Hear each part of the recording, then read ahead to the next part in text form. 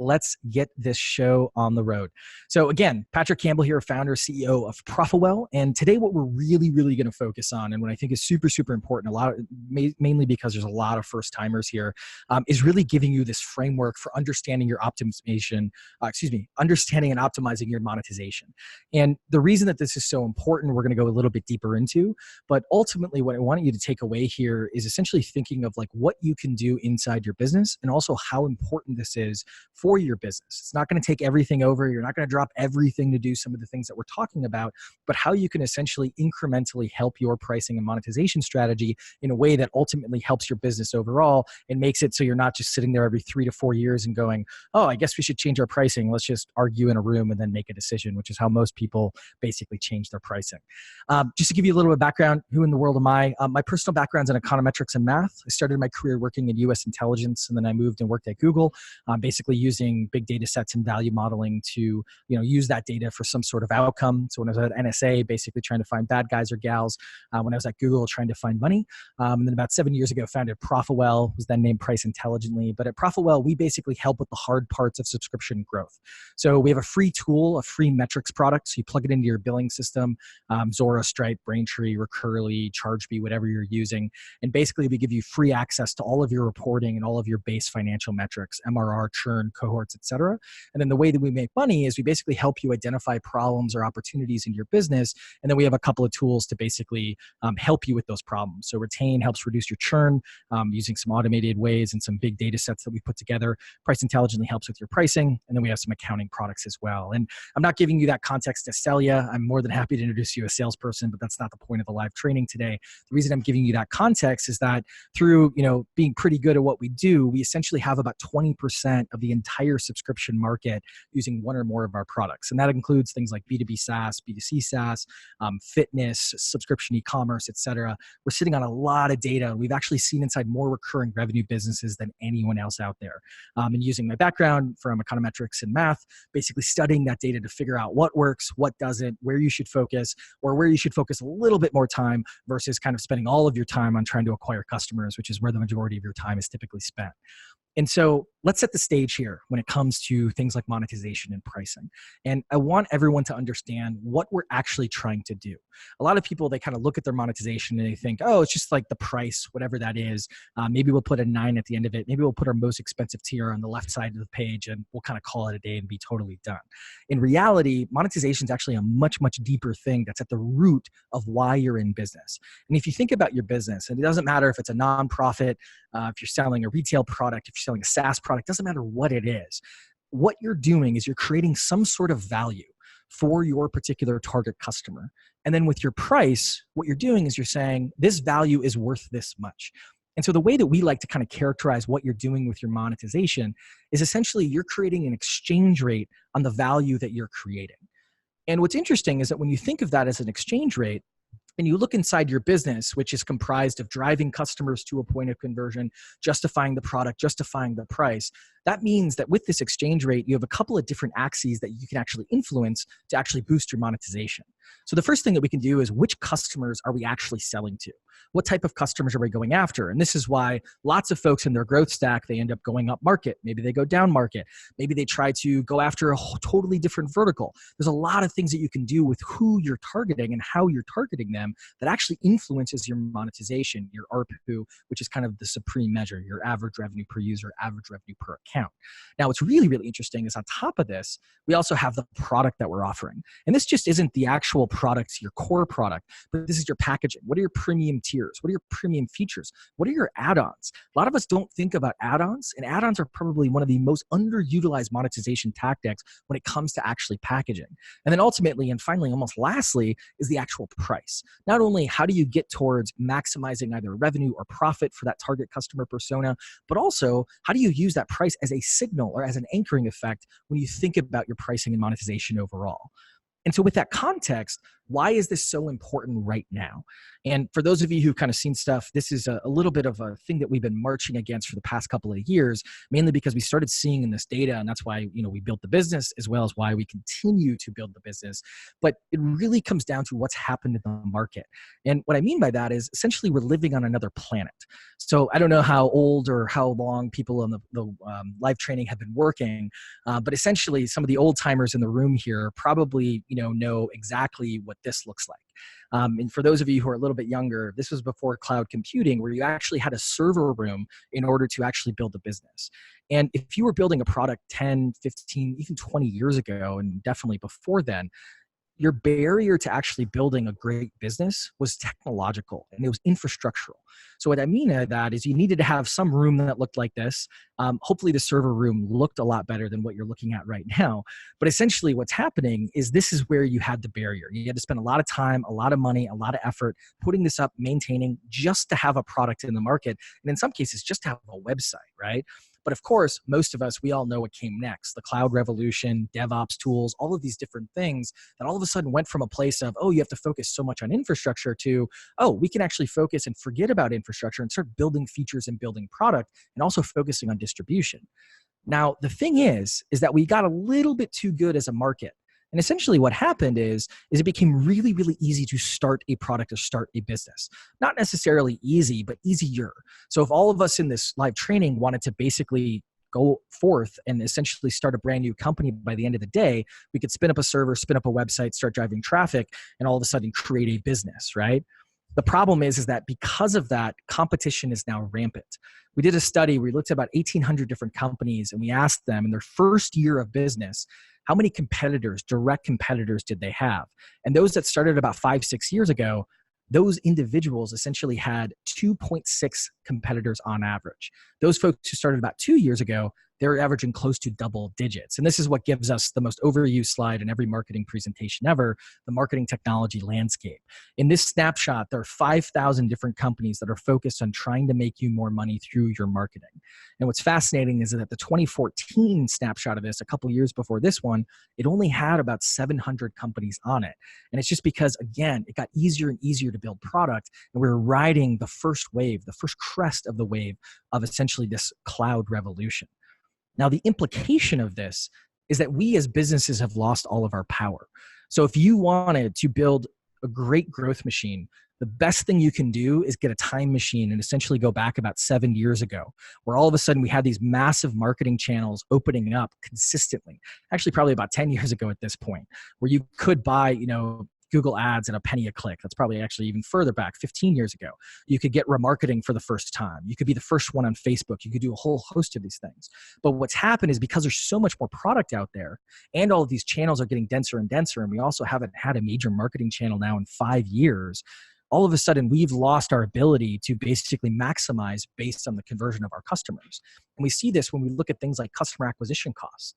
So the cost to actually acquire customers is up about 70%. So 5 years ago, if you were acquiring a customer, let's say for $100, that same customer in both B2B products and consumer-focused products is now costing you $160 to $170. And some of the marketers on the presentation today might be saying, hey, I'm really good at like CAC dynamics. I'm totally fine. I'm a really good growth hacker. Well, on the other side of this, the relative value of products has actually declined because there's just more out there. Software isn't as magical as it once was. And so products that you might have been able to demand $100 for, 5 years ago, they've actually lost about 70% of their value. And this is based on just under 1 million data points using some data collection methods that we might talk about later in the presentation today. But it's one of those things where all of a sudden, no matter what you're building, it's just not as magical. It's not a gold rush as it was 10, 15, 20 years ago. And what's kind of fascinating about this is we also see this when we look at customer satisfaction, where consumers, they're more ungrateful, or they're more just, hey, expecting everything out there. If it doesn't have good design, if it doesn't have good support, probably not even going to try to sign up. You can see this in aggregated NPS score, where basically what's happened is that 5 years ago, the average NPS was about 34, and this is aggregated across a bunch of different industries. And now NPS has gone down to an average of about 10. And I don't think anyone's going to stand up and say products are worse today than they were 5, 6 years ago. Instead, it's just our demand has changed and our expectations have changed. Cool. So what's interesting about this is that that market dynamic is completely out of your control. There's nothing you can do about the market. People have tried for centuries to basically move markets, but it's one of those things where this is just a product of the innovation and basically riding the wave of the internet and riding the wave of the cloud. But what's sad is that we have not adjusted to this change that's happened in the past decade. Instead, we've kind of focused on the same things that we've always been doing, and we're essentially building our companies like it's still 2005, 2006. And the problem with that is obviously the market's very different. Now, our playbook oftentimes is acquire as many customers as possible. And this is obviously a noble errand because you have to acquire customers to build a good business. But anyone have any idea at the percentage of the budget that goes to acquiring customers? Meaning if I take 1,000 subscription companies and I basically categorize their expenses, and this is what we actually did, what percentage do you think goes to acquiring customers? Any guesses? 40%, 60%, 80%, 15, 120%. Simon, I'm worried about your math skills. 63%. So that means, and this is a median, so half of the sample is basically over that and half of the sample is below this. But that basically means we're spending the majority of our expenses essentially on trying to acquire customers. And that's okay. It's one of those things where essentially what we're seeing is you're going to spend that time. But the issue is that acquisition is now actually table stakes. So we isolated the three main growth levers in your business: your acquisition, your monetization, and your retention. Acquiring customers, charging customers for some sort of unit of value, and then retaining those customers. And we basically wanted to measure if we adjusted those three levers in some particular manner, what was going to be the impact on revenue. And what we found is that if you improve your conversion, your net new leads, your conversion volume by about 1%, you're going to see about a 2% boost in your bottom line. And that's down a bit from 5-6 years ago. Now, if you improve your average revenue per user, which is kind of a central measure of your monetization, or you improve your retention, essentially what you're going to see on that 1% improvement is significantly higher gains. And it's not to say, hey, let's take that 63% and let's start pushing it all the way over to pricing and pushing it all the way over to retention. But it is to say that if you really audit the amount of time, the amount of effort that you put into these last two buckets, you probably should be spending a little bit more time on these last two buckets rather than just focusing on that next ad campaign or the next channel that you actually want to try. And so what's kind of scary about this is that we don't always realize that monetization retention actually has a higher impact. And don't get me wrong, a 1% gain on pricing, a 1% gain on retention, it's definitely harder than a 1% gain on acquisition. But that's why you need to spend a little bit more effort there rather than probably kind of the reactionary effort that you're putting forth right now when there's problems and you're not making those incremental gains on this part. So everyone feel bad? We've had more people come, so I'm hoping not everyone feels bad. I got to get a gut check. How are we feeling? Oh, Ted, sorry. Well, PJ, not doing my job, I guess. All right, everyone's feeling great. That's okay. All right, the reality. Billy, after my own heart here. All right. Well, I'm gonna make you feel worse, okay? And then we'll get better. I'm gonna open your eyes more. Maybe that's the more positive way to say it. Oh, Ollie, I'm sorry you feel awful. Great. Dave, good time. All right. So we're building the wrong product. This is the other thing that's happening. Because of what's happened in the market, anyone who's in product or even a founder who kind of runs product who's on here right now, the thing you have to realize is that from around 2005, and I would argue, even a little bit before that, up to probably about 2012, 2013, the entire goal for a product team was to basically build stuff quicker. So you saw this with the development of DevOps tools, project management tools for engineering, and then all of the frameworks like Agile, all of the different things that basically were forcing you to build stuff quicker because you were in this gold rush. Not everyone had these features. If you had dev productivity that was basically maxed out, you could essentially take advantage of the market because you didn't have a lot of competitors, and also you had all these channels that were opening up. So everything was really, really great. It was the gold rush period. The problem is that we're post-gold rush. And unfortunately, what's happened is that because we're post-gold rush, we're actually building the wrong product. And it introduced this concept. What I want to do is basically help here understand just how wide the gap is between what you think you're building and ultimately what your customers see as valuable. And to do that, I need to introduce a little bit of a model that we've been talking about for a couple of years now that we developed. It's a nice little 2x2, which is easy for a lot of folks to understand. And it really comes down to any product that you think about, cup of coffee, software product, retail product, whatever it is, we have two main axes of value. So when I talk about a cup of coffee, the first axis of value is the actual features or the attributes of that particular cup of coffee. So it'd be like taste, country of origin, temperature, these types of things. And then the other axis of value is actually the willingness to pay. And so essentially what I can do is I can use some survey and research methods, go out to a target audience using some really, really good methods and basically collect some data on these two axes and find out that for a certain population, all of a sudden, the most important thing for them relative to the other features is taste. So it doesn't mean these other features aren't important. It just means that the number one thing in aggregate is taste. I can also find out that that group, basically temperature is indifferent, and the least important feature here is actually the country of origin. Again, it's not unimportant. It's just the least important relative to the other pieces. And if I cross-reference willingness to pay data, and there's an opportunity to learn how to actually collect this data a little bit later, what I can actually find out is that those people who care about taste, it's their number one feature, they're willing to pay about 30% more. Those folks who care about temperature, there's not a lot of them. Most people are indifferent, are willing to pay about 20% less. And then the hipsters in the audience who care about country of origin, there's few of them, but they do care about basically paying a bit more from a 30 or 40% perspective. Now, what's cool about this, and bringing it back a little bit to software and a lot of the products that are on here today, is that if I find a feature or an aspect of a product that essentially has high value relative to the other features and has high willingness to pay for the people who care about it, that is a differentiable feature. Now, if I find a feature that has low value relative to the rest of the features, but has high willingness to pay, then I have an add-on. If I find something that's very high value relative to the other features, but the people who care about it, they don't have a really high willingness to pay, I have essentially a core feature. And then low and low is sadly the trash. Now, trash is a little bit of a harsh term for this. There's still things that are trash that you will end up building. But for some markets, for instance, like a mobile app is in trash land, mainly because it's just expected. If we tested like a login screen would show up in trash. Like no one's willing to pay for it. It's not the most important thing. And so I think it's one of those things. Nasreen, sorry if I'm speaking too fast. She said if I could speak a little bit slower, more than happy to a little bit. But what I want to kind of get across here is that essentially we can model this out. There's a bunch of different ways that you can basically model or framework this, but it's one of those things that I want to make sure that we understand in the context of my claim that, hey, we're building the wrong product. Now, what we found is essentially what's happened is we went out to about 1,300 different product leaders, and we made sure they understood this. We tested it out, and we basically said, for your last N features, put them wherever you think they are on these quadrants.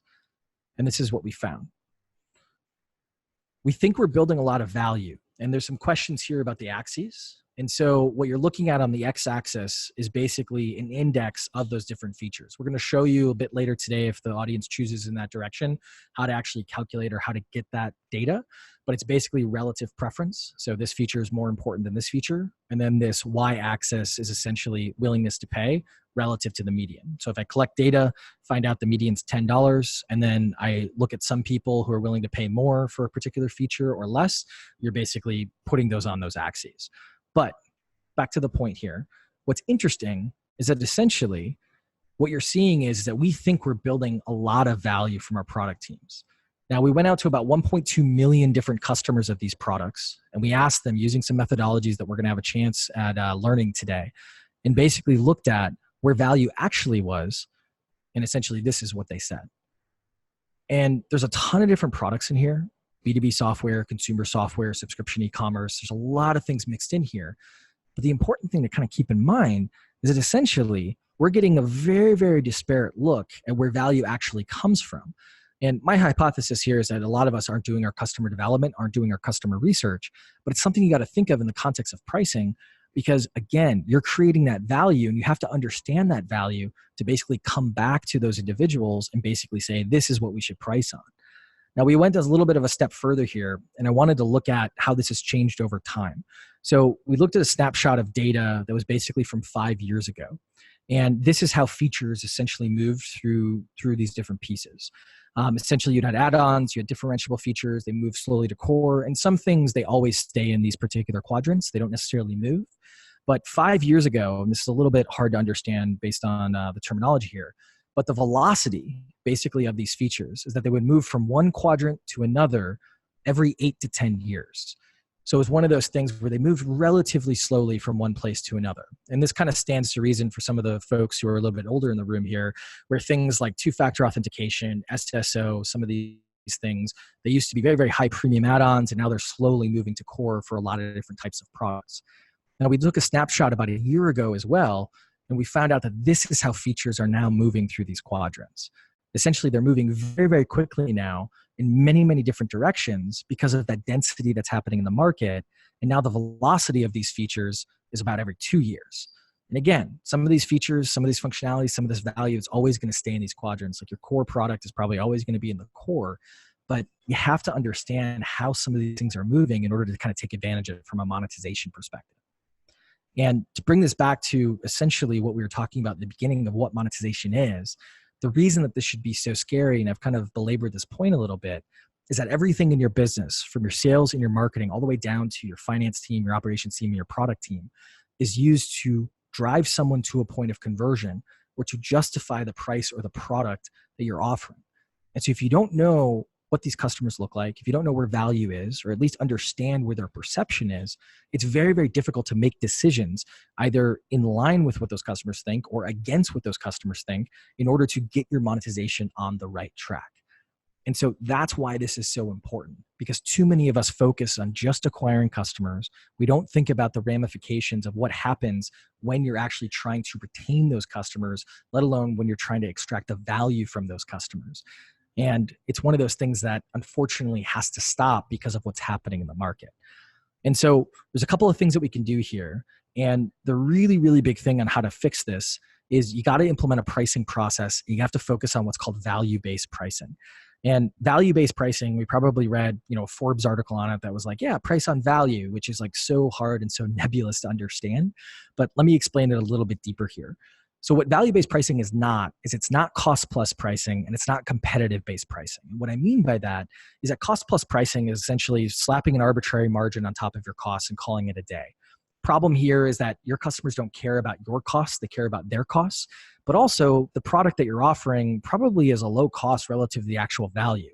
So Salesforce.com per user seat, essentially the value that they're getting is over $130 per user. The cost is typically under $10 per user. And what's kind of interesting about this is that a lot of us use competitive-based pricing, especially in kind of the software space. But with competitive-based pricing, you're assuming that your competitors have done their homework, and most data indicates, or all data that we have indicates your competitors have not done their homework. And you're also assuming you're selling the exact same type of product to the exact same type of customer. And so it's not that these data points aren't important. Costs and competitors are important. But what you want to do is you want to use a framework, and we're going to talk about one maybe today if the audience wants it, essentially on how to actually collect value-based data. How can we go out to the market, do market research, either with our customers, our prospects, or target customers who have never heard of us, essentially collect that data and then put it in context with your costs and your competitive data. So if I find out from a value-based perspective that the willingness to pay is $100, but my costs are $150 and my competitors are giving it away for $80, it doesn't mean I automatically make my price $75.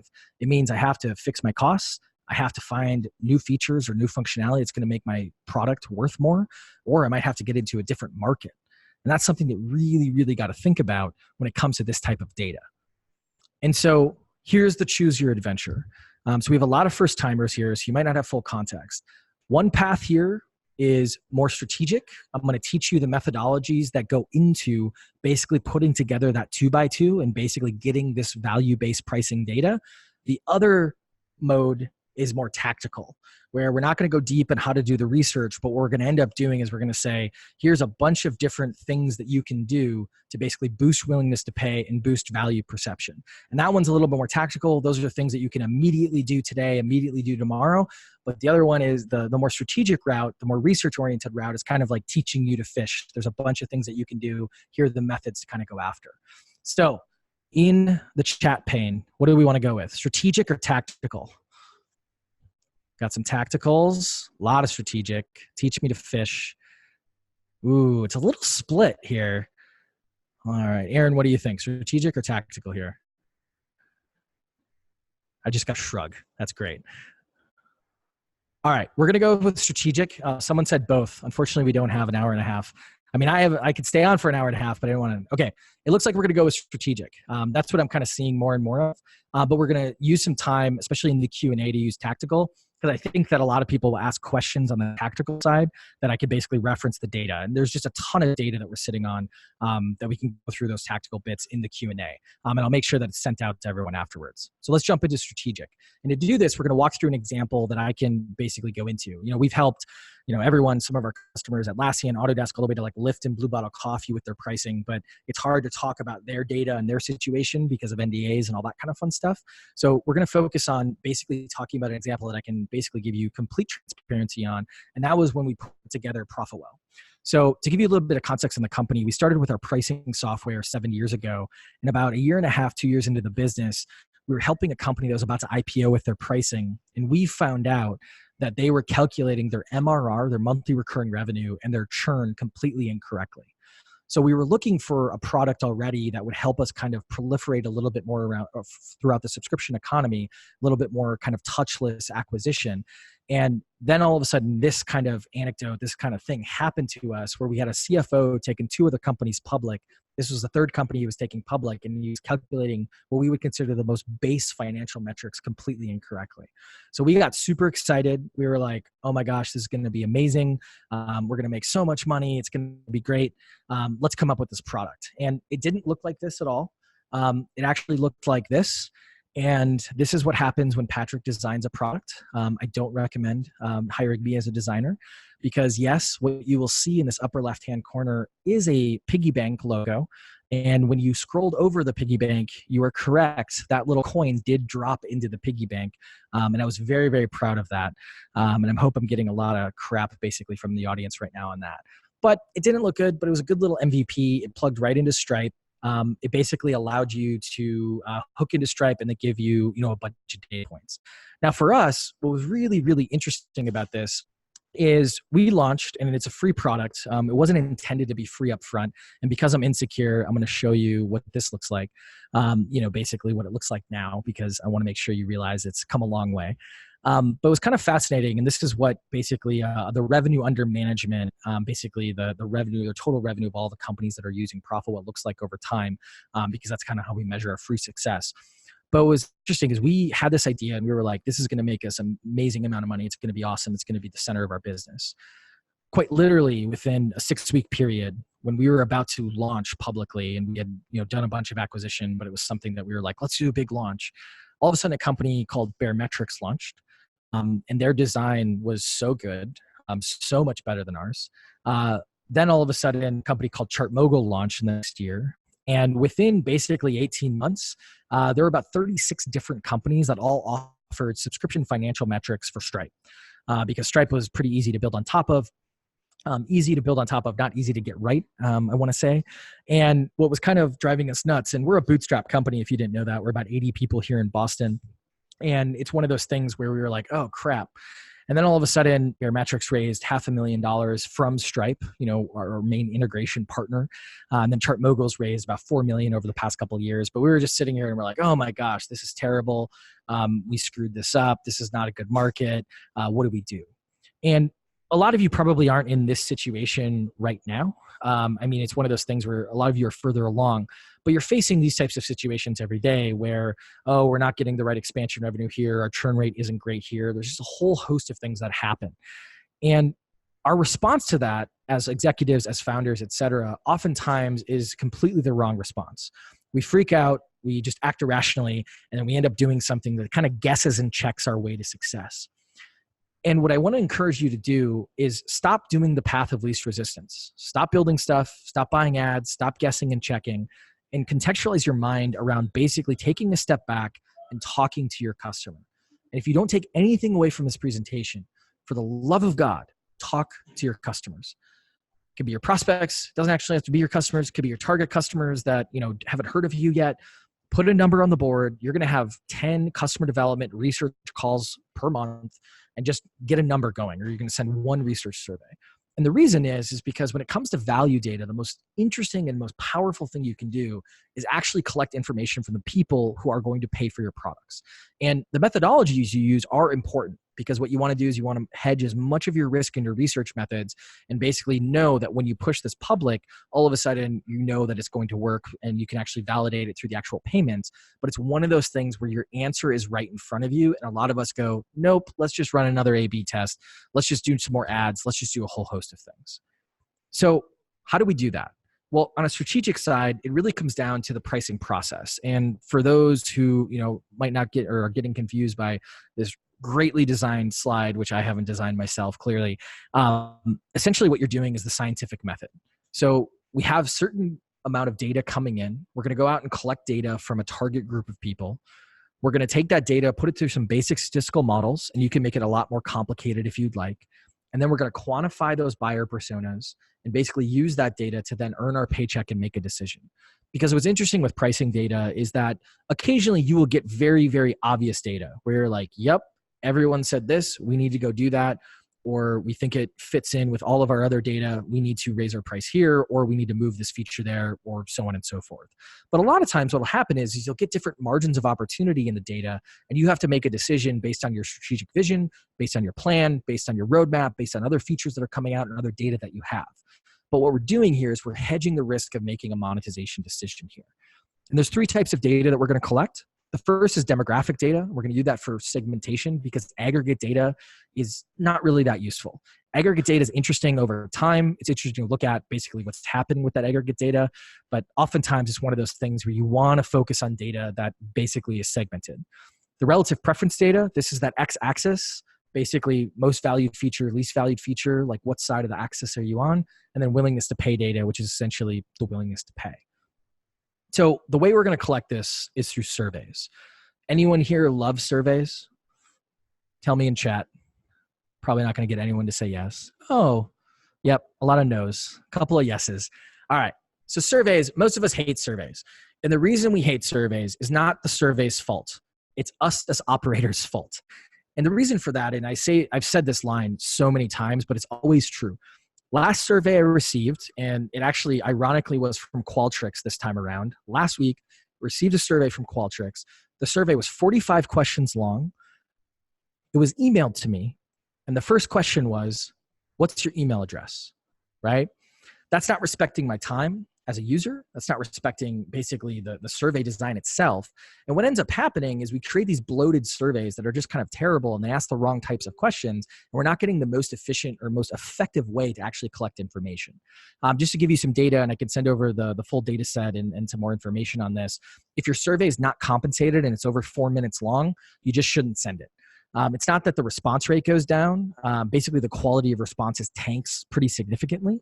In addition to that, what you'll notice is that with surveys, really you want them to be 30 to 60 seconds long if they're not compensated.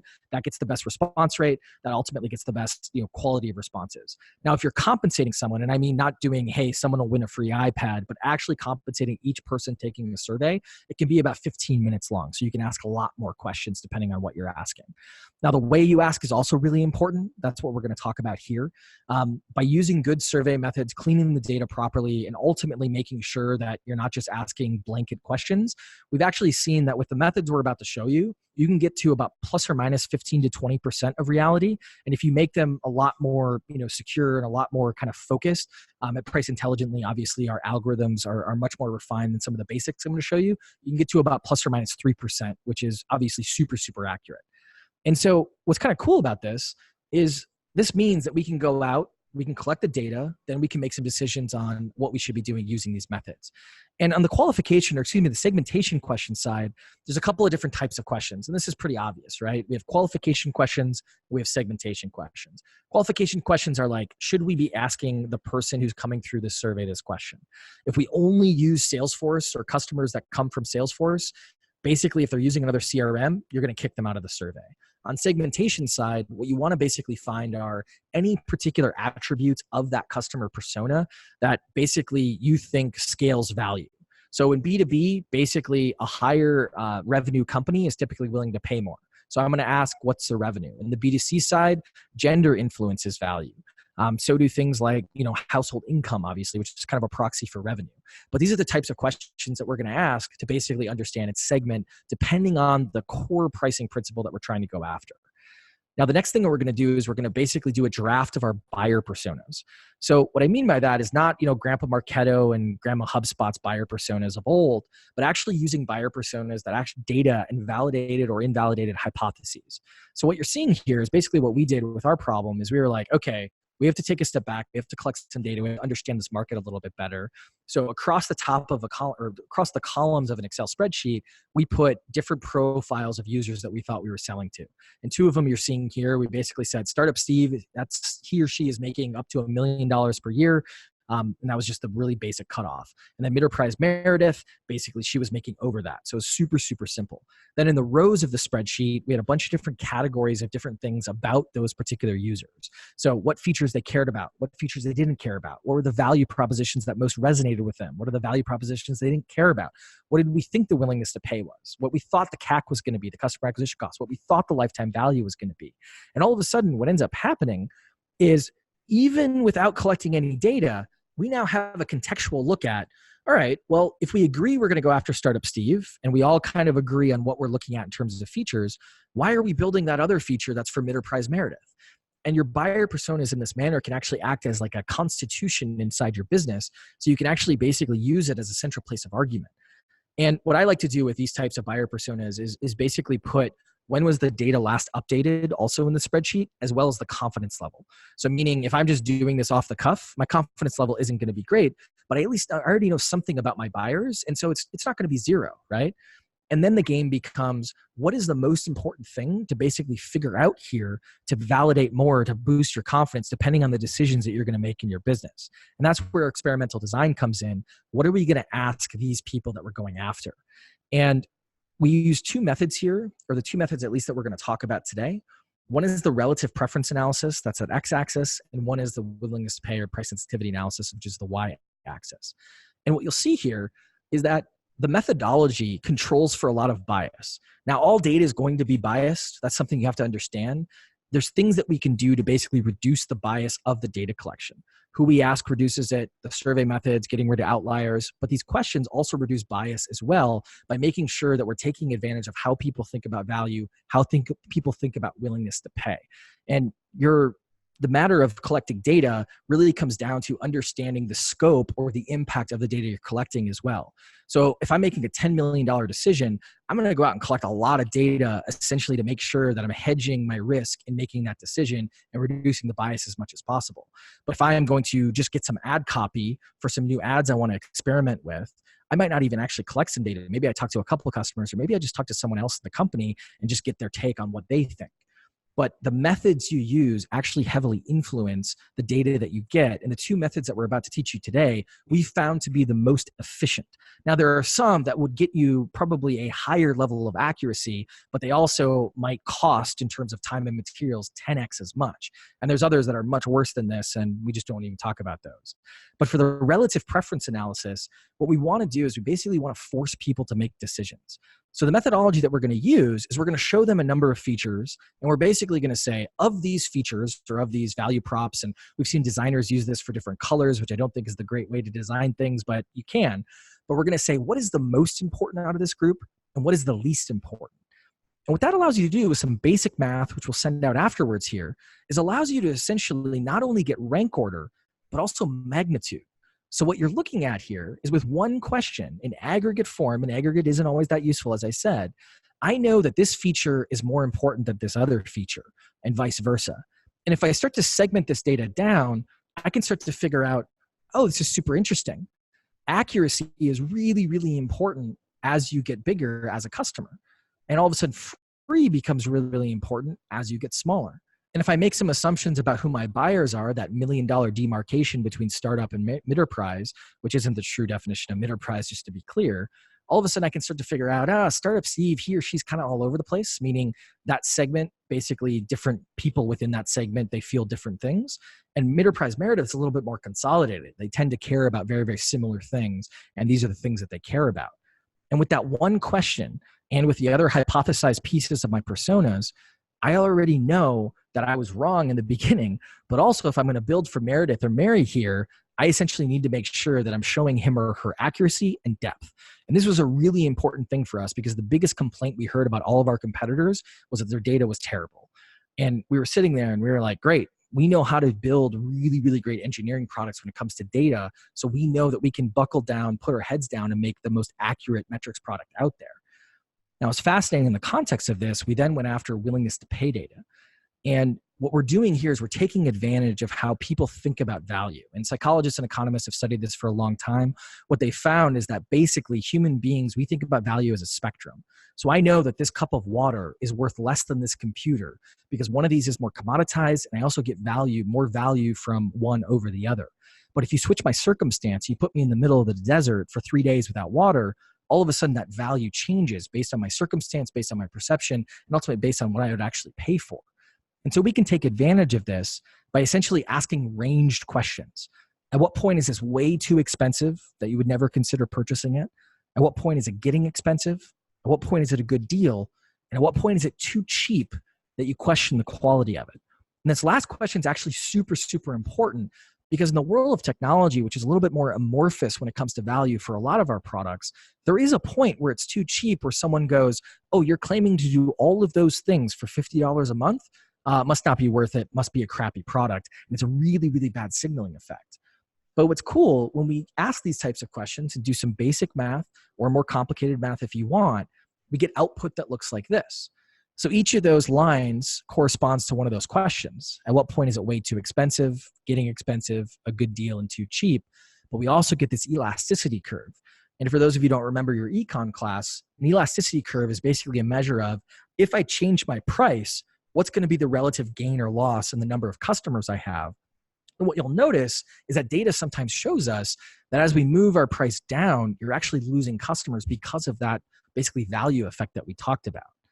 And what's also cool is when you segment this down, you start to figure out, hey, here's what's going on with these different segments. I know when I have to institute that volume discount. I know when everything's okay. And essentially where you should be pricing for those personas that you're targeting. And for us, here's what we found when it came to Profitwell metrics. And to kind of skip to the end here, because I want to make sure we leave enough time for questions, we were pretty depressed about this data because on the low end, $50 a month is good or okay. On the high end, you're looking at about $200 to $250. And the problem here, and this is something that hopefully stands to reason, is that there's only a 5x lift between our smallest customer and what we perceived as our largest customer. And the issue there is that when you think about things like negative churn and retention, is that I'm going to have some churn regardless. I'm going to have some people up here at the top basically churn out, but I want to make sure that I have some people upgrading fast enough in order to overcome some of that churn. And what we found is that you really need to have a minimum of a 10 to 20x lift between the smallest customer and that largest customer or average large customer in order to overcome basically the physics of making sure that you can even have an opportunity to have negative churn. And to make matters worse here a little bit, what we found is that all of a sudden, when we actually looked in depth at our CAC data as well as our LTV data, and these were estimates still, this is how our personas shook out. So for Startup Steve, basically breaking even. For Mid-Enterprise Meredith, we were underwater by a factor of 2. And this is pretty common, what we see inside the world of analytics and reporting. This is why most of those companies in the space end up going up market. And essentially what you're looking at is a situation where, we just didn't have a good market. And so we had an option of, hey, we can basically, tank this because let's move on to something else. As a bootstrap company, our resources are, so crucial. And even a venture-backed company, they're so crucial. Or what we can do is we can put together a freemium strategy, which is ultimately what we ended up doing because there's a network effect with the data for our algorithms. There's a bunch of other things that happens with lowering our CAC for those folks who kind of come into the world of Profitwell with the valuable reporting. But also it helps us basically build this little ecosystem because one other fact here is that there's only about 50 to 100,000 subscription companies in the world, depending on whose estimates you trust. And so it's not something where we have millions of leads to basically go after for a $50 a month product. We also found some other data around some other solutions. So this is what ended up being retained here. Basically, we said, based on the person's size, we said, hey, if we solve this much churn for you, basically we eliminate it. How much are you willing to pay? And all of a sudden we had people willing to pay on the low end $150 a month, all the way up to 4-figure MRR. And so it's one of those things where, again, we got closer to value, closer to money here. That's what really led to finding a product that had that nice 10 to 20x plus lift. We had some other products that I'm going to skip over here just for a second. But to kind of wrap this up here, this is where this data comes into play, where we did some simple questions. That was just 5 questions in a survey. We did a couple of qualification questions on top of it. And we were able to collect some demo information just on the back end by basically looking at our databases, our HubSpot, as well as our kind of just product database. And with that data, we could construct a grid that looks like this. And this isn't our actual data. This is just a sample here. But we were also able to kind of go to our pricing decision. And this is where we earned our paycheck. And a lot of you probably have a persona right now that you're targeting that's just terrible for your business, but you have this giant vision of how it's going to be profitable. And there's some things you can do to actually research if that's going to be feasible. But when you have this data, you come to your pricing page, you want to make those decisions based on the data, and not just this type of data, product data, your vision data, market data, all of these different things coming together, because you might look at the pricing data and go, nope, it's not going to work. We're going to go this direction. We're going to build this feature. This is what customers actually want, even though they don't know it yet. That's fine. But at least based on collecting this data, you end up seeing, hey, you're going to have an uphill battle training the market versus kind of leaning into something that they already care about or are already willing to pay for. I really, really recommend starting small. So don't go and try to change your entire pricing strategy. Start with price localization. Everything can be equal, but you're just going to change your prices in different regions of the world. Start with trying to find your value metric. It's a little bit of a harder problem. It's how you charge per user, per 100 visits, et cetera. But it's one of those things that has high impact, and it doesn't necessarily, have to change all of the other factors with your pricing. For us, this analysis, the total amount of time, wasn't the calendar time, but the total amount of time took us about 12 hours. It cost us about $2,100. And that was for basically buying the panelists, the market panelists that we used. That's a point that I didn't really talk about, but you should be collecting this data from customers, prospects, depending on what you're trying to go after. And then the third option, which is actually very fast and typically fairly efficient, are these companies out there called market panelists, where you can get anyone from a soccer mom or dad in the middle of Kansas all the way to a Fortune 500 CIO. They cost very different amounts of money to basically get information or research from through a survey or through a conversation. And what's cool about that is we didn't have a ton of these people to basically survey. So we went to market panelists and we paid not that much to basically get this information from them. And in hindsight, we know this saved us about 18 months. One of our competitors, he publishes all his financial data. Our estimates for ARPU and LTV were basically spot on, almost like to a cent, which is really, really scary, which was kind of cool. Both of our competitors, they tried or have free now as well. We moved the market, which was really, really cool. And we had 18 months of basically going after this mission and basically buckling down and going after accuracy and building out our feature set to essentially kind of take the market essentially. So I'm not going to go through this other example. There's some tactical stuff that we're going to go through. But for now, what I want to do is kind of jump to the conclusion. I didn't plan this choose your own adventure as well as I should have here. But in closing, what I want to say here is you got to keep in mind this stuff matters. You're going to spend the exorbitant amount of time on your acquisition. That's fine.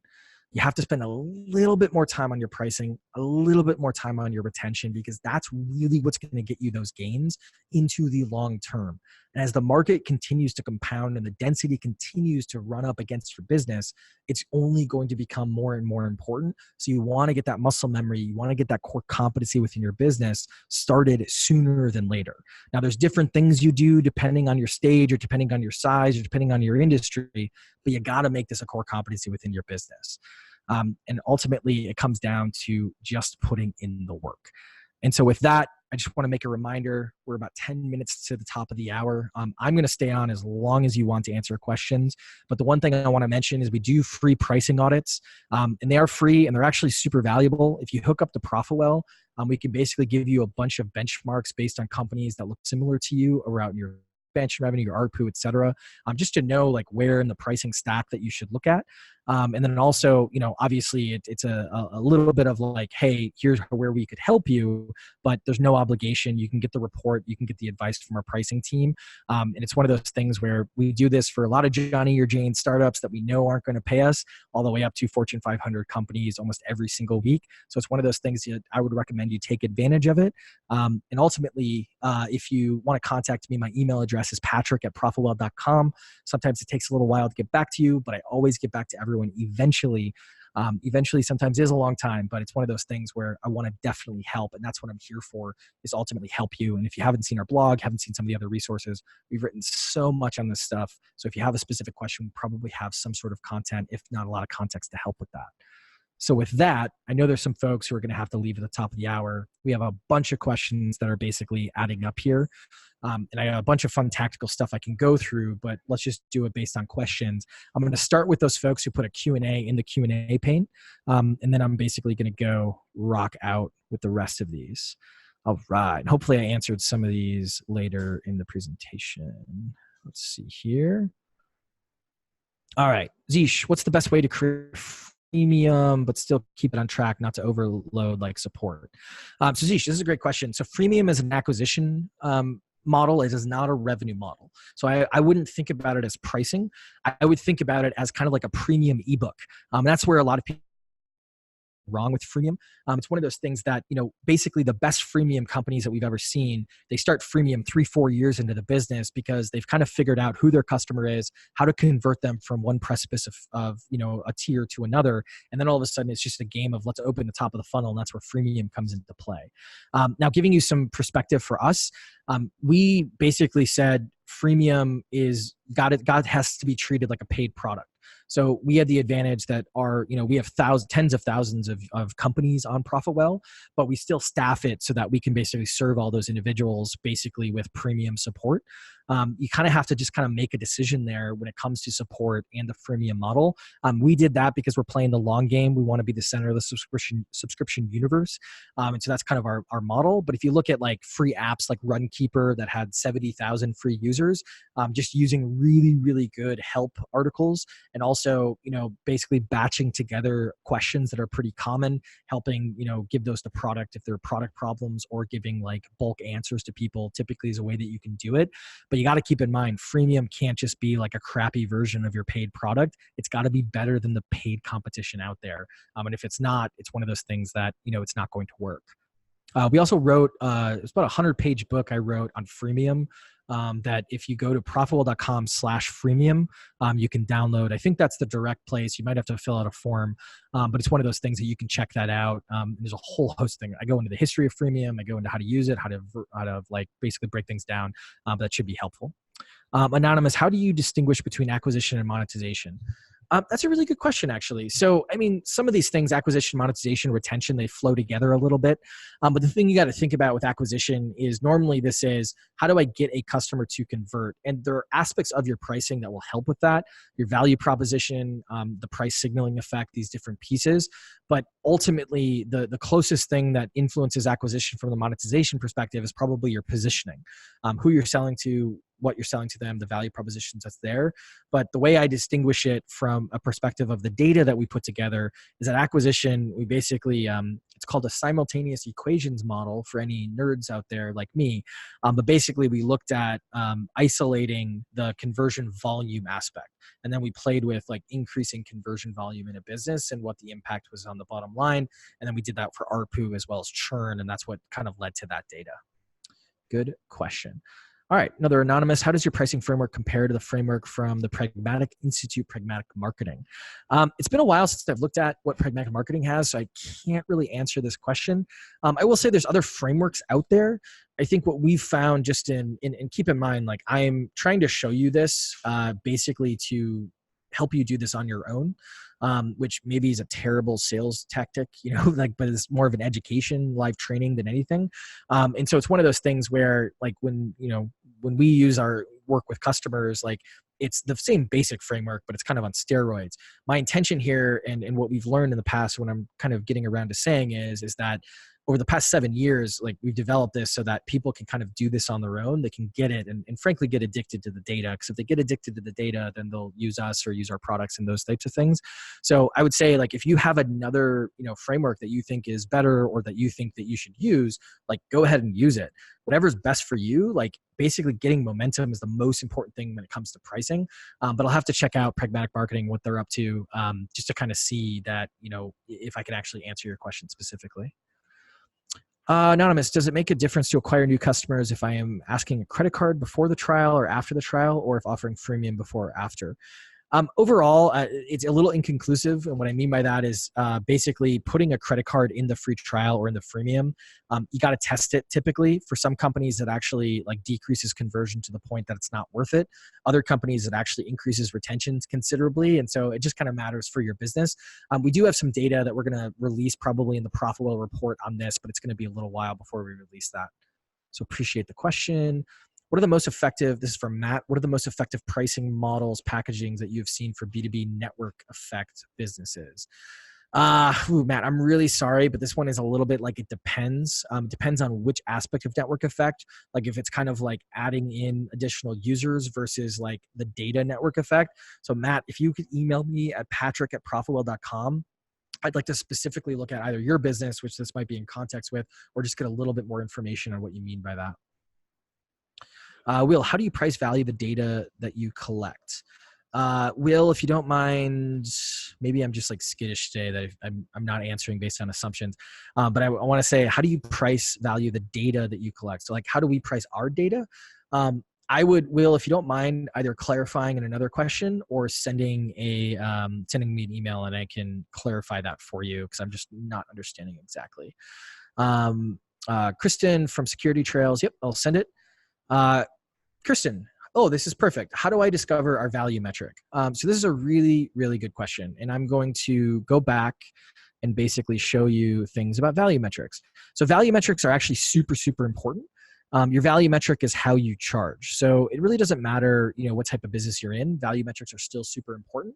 So when you look at a company like Intercom, and this is actually their old pricing, what you'll notice is that their value metric is the number of people going through the product. So they have a messenger product that you basically put, on your website, and then people can chat in. And what you're looking at is essentially, hey, here are the 10,000 people. This is what the price is going to be. Now, Drift, which is a competitor of theirs, which is a little bit more salesperson focused, they use seats. And they've actually gotten rid of contacts or people as a value metric, and they strictly use seats because sales folks, that's kind of how they typically buy. And the reason a value metric is so important is that when we look at companies that are using value metrics versus those who are only doing feature differentiated pricing, those who are using value metrics, which is the light green here, tend to grow at a much higher clip than those who are doing feature differentiation. And the reason this is, it kind of stands to reason, is that essentially what's happening is that when you're paying for a specific amount of value that you agree is the value in the product, you're not necessarily going to churn. You're going to consume more. Once you consume more of that product, you're going to pay more. And you might have more downgrades in your business, but you're not going to have as much churn. You're going to have more expansion revenue. So what you're looking at here is expansion revenue, or let me see, that wasn't expansion revenue, but here's gross churn.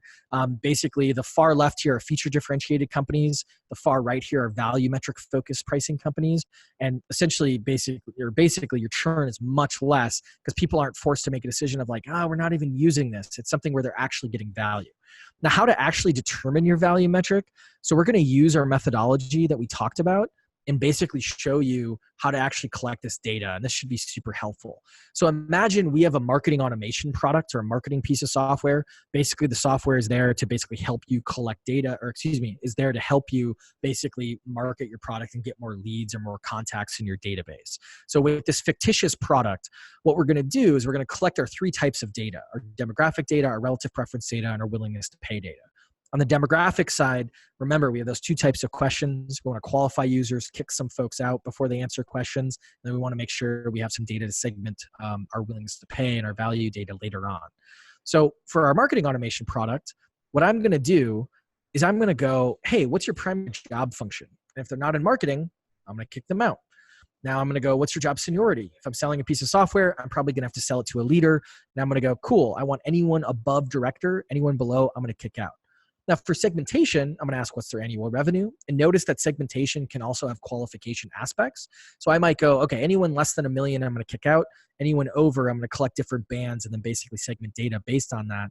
And then finally, maybe there's an aspect of my product that's internationalized. So what percentage of your sales are outside of the United States? Now I'm going to collect that data. The other relative preference data I'm going to collect. And notice I'm going to change the question a little bit. I'm going to show a bunch of different options, and I'm going to ask these people, when it comes to new companies pricing, which is most preferred, which is least preferred. And I'm assuming that they either know the product already, or I'm going to show them an introduction to the product. And I'm going to say, what is most preferred? What is least preferred? And what I might find out, and this is dummy data just to be clear, is that, oh, everyone really cares about contacts. The second thing they care about is visit volume. And there isn't that much differentiation between different size of these particular customers or these potential customers. And this is kind of what we normally see with marketing automation products. User pricing is actually the least preferred. And the reason for this is that user pricing for most products actually isn't the right way to do things. It's basically a relic of the old legacy perpetual license model. And what you need to kind of think about is if your product, if I log in and then Erin logs in with different logins, if we have different experiences, meaning she sees her leads, I see my leads, then per user pricing is a viable option. But for most products, analytics products, marketing automation products, et cetera, I want as many users in that product as possible for both retention, but also for using as much of my value metric as possible. And so then I'm going to ask some pricing data, and I'm going to ask basically based on your most preferred value metric and your size, what's your willingness to pay using our four different questions. And then I'm going to go and basically find out that, hey, those people who care about contacts and visits, they essentially scale in terms of willingness to pay very, very closely to one another. And then those people who care about users, and it's not a lot of people, they don't really scale that much. And the reason I'm showing you this is that most of us, in response to this, what we like to do is we like to put basically our price now right in the middle of these three lines. And the problem with that is essentially what's happening is you're averaging out your price. You're going to end up being too expensive for the per user people, and you're not going to be expensive enough for the people who are basically are okay with contacts and okay with visit volume. And so it's one of those things you have to understand that you're not trying to be everything to all people when it comes to your monetization. It's the biggest mistake that you can make. And the next level of data that we didn't really talk about before that we're going to look at is we're actually going to analyze some contact data. So we're going to do a histogram analysis essentially of what contact distribution looks like. And I might find out that most of our users basically have less than 5,000 contacts. There's some folks who have more. There's a bunch of different things that we can look at here. But ultimately, what I found out, contacts is most preferred. I found out that willingness to pay scales with contacts and visit volume. It doesn't scale with users. So we're just going to ignore all the people who basically prefer users as the value metric. And then we have contacts that are kind of distributed in a couple of different places. And what I would do then is basically I'm going to make my primary value metric contacts with unlimited users. I'm going to ignore all that per user data because I don't want to average out the price. And then ultimately, I'm going to set up a tier structure. And this is just a suggestion based on the histogram analysis. But it's one of those things where that's the best way to kind of determine or evaluate your value metric to answer your question directly. Now, the one thing that I would think about with this, the one addendum, is that if you already have a very set value metric, not that you've used a value metric for a long time, but you're in an industry where the value metric is very, very specific, like you're doing some sort of CRM or something like that, where like per user is definitely going to be the value metric, then it's fine to essentially keep that value metric, but look at secondary value metrics and also look at how you're adjusting the level of that value metric. For most businesses, you should be looking at adjusting the level, meaning how much of the value metric you give out in each tier, probably once every 6 to 9 months. And it's kind of like a shadow price increase for a lot of folks, which is something that's super effective. So hope everyone was okay with that tangent. Hopefully that actually crystallized some of the strategic stuff we talked about, but that's how you go in and basically discover and figure out your value metric. And what I would do if you're just completely oblivious to what you should use, think about what the purest form of your value metric should be. So it's either some measure of the money you bring them, the money you save them, the time you save them, the procrastination you give them if you're an entertainment product, whatever it is. And then take one, if you can't measure that and the customer agrees to that and they pay along that, which some products can. So retain, we price based on recovered revenue. So we can actually basically, price very effectively. But if you can't measure that or get the customer to agree to that, take one step back and basically price on a proxy for that. So for a HubSpot or a marketing automation product, money or more cash is actually the best value metric, but it's hard to measure. The customer's not going to agree. Like, was it 100% HubSpot's doing? Was it 50%? And so they take a step back and the proxy is contacts. Now there's other proxies potentially, but contacts really works for them. So nice tangent there. Hopefully that was super, super helpful. But that's how I'd use this methodology to look at value metrics.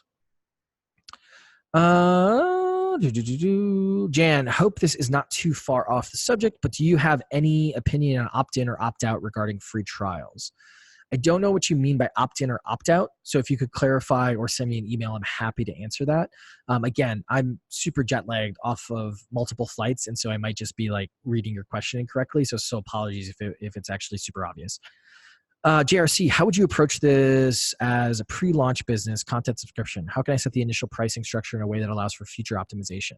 JRC, that's an awesome question. I think for a pre-launch business, doing some of this research up front, depending on your business, like most businesses, the most important thing that you can figure out is your value metric. Because if you get mostly everything else wrong, but your value metric is right, you'll actually be pretty okay. And so it's one of those things where depending on what your business is, that's what I would figure out. If you're a content subscription, it's probably going to be a little bit hard to price based on, people don't like when you kind of nickel and dime the number of articles or something that they read. So you might have to find a different way or some different feature differentiation. And then for future optimization, just make sure you have a really good subscription management system so that you can make changes or do adjustments. And then ultimately make sure you're kind of training your customers that as you add more value, you might adjust the price. For some content subscriptions, that means you're never actually adjusting the base price, but you might be adding a bunch of different add-ons, or you might be taking things away and making them an add-on. But it kind of depends your space. And so if you have more details, feel free to send me an email. I'm more than happy to help. Simon, if you can get a significant bunch of test target personas to pay $10,000 for a single consulting concierge version of value, and you can deliver 80% of that value via SaaS without any consulting, and user can do that thing as many times as they want, how at a very high level do you see that translating to pricing, discounting all the other additional things that SaaS can do?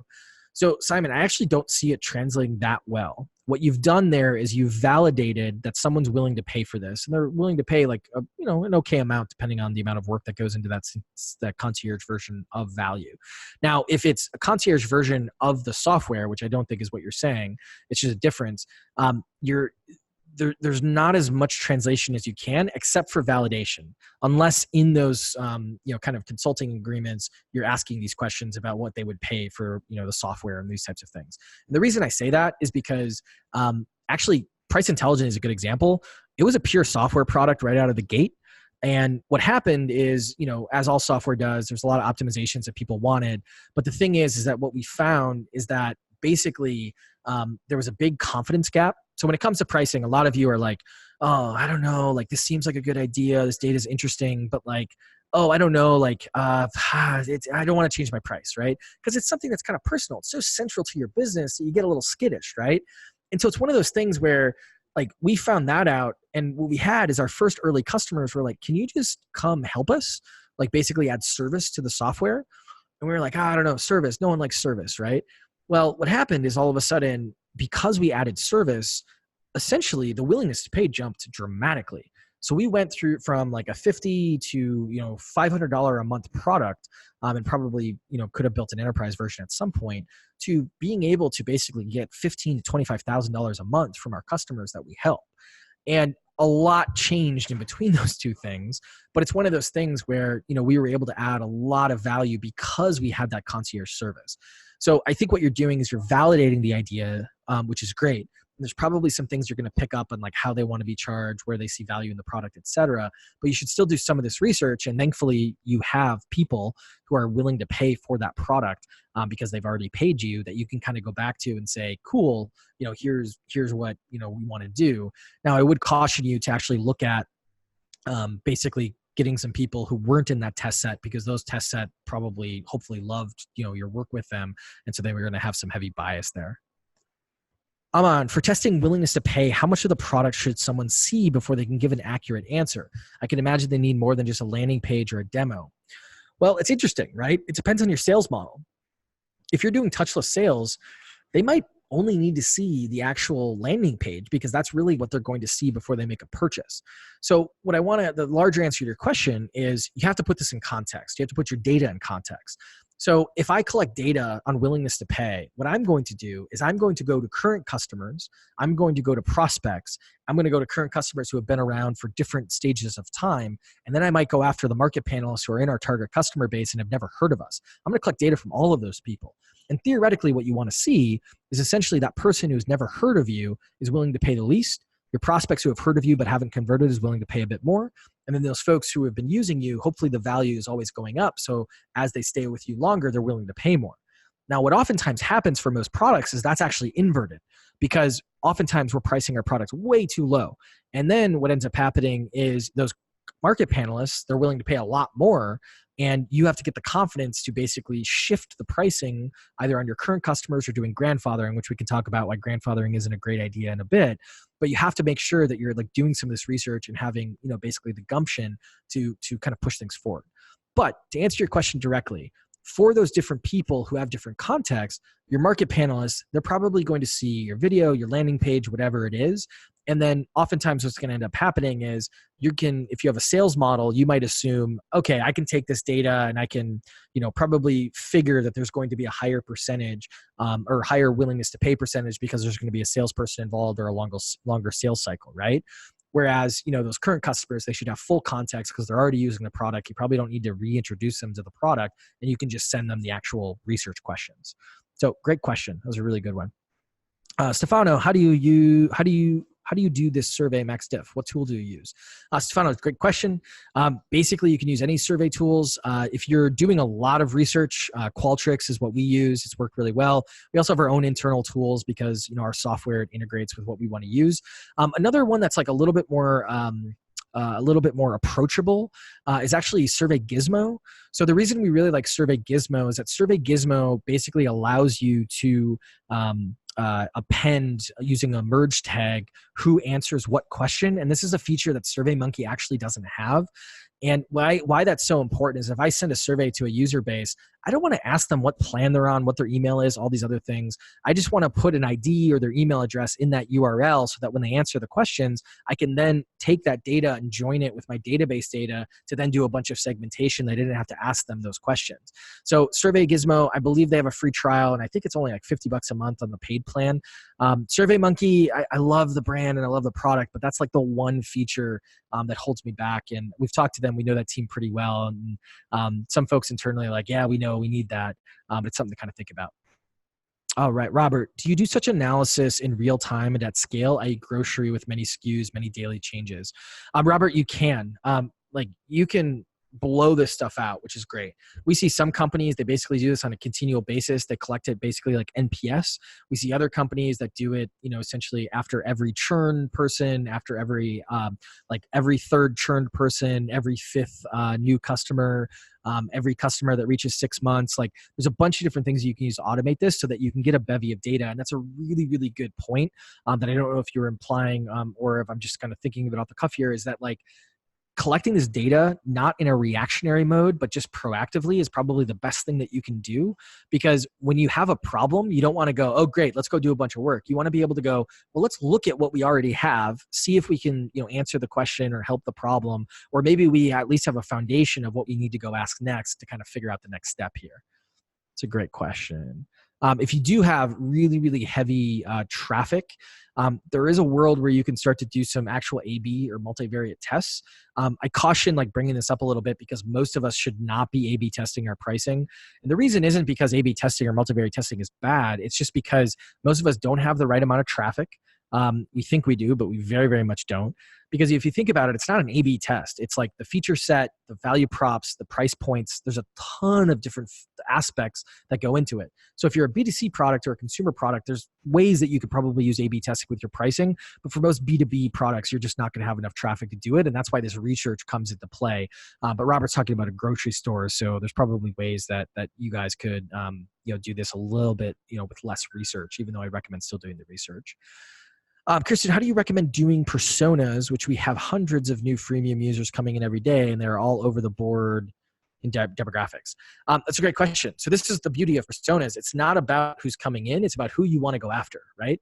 And so you might develop anti-personas. Like we have anti-personas at the company where it's just like anyone who is this, where they're more than happy to read the content, all these other things. And if they come in inbound, we'll take their money and we'll sell them. But it's one of those things where we're not going to target. So I think what it comes into is you got to study what's coming in. You have to kind of study what the market looks like and ultimately kind of like blend those analyses together in order to kind of make a decision. And that's where you kind of earn that paycheck. It's a great question though. Simon, for a company with an established consulting track record, looking to pivot to a SaaSify, start with a product with a set of features that the bigger clients want, but that means MVP costs more, it takes longer to build, or validate more basic MVP with lower cost, quicker experimental design. Really good question. So it depends on your market. And I'm going to give you some more details that hopefully will be helpful. If you're strictly going after those enterprise people, your MVP has to go to those enterprise people. And if the DNA of your company is selling to those enterprise people, you got to go with that. This is something that I think we knew about, but maybe didn't realize was as intense as it was with Profitwell, because our pricing stuff is like mid-market enterprise. We sell to some Johnny and Jane startups, but it's one of those things where it's not like a $50 a month product. We're talking, 100 grand a year, 6 figures a year, maybe a little bit less sometimes, but typically not. So it's one of those things where that's who we're selling to. And then all of a sudden we came out with this free product that was very, very light MVP, for basically, like, if you're a $100 million company, you weren't going to use that because you're using Looker or something else like that, right? And so all of a sudden that was on the other end of the spectrum. Now, I think it's okay to go at the other ends and then slowly come together with your DNA.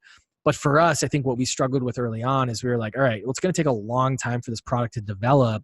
We are going to be talking to, billion-dollar companies about Profitwell, but we know it's going to take a while before they're going to get on it. And thankfully they're on it now, but it was one of those things where it took, 4 years essentially.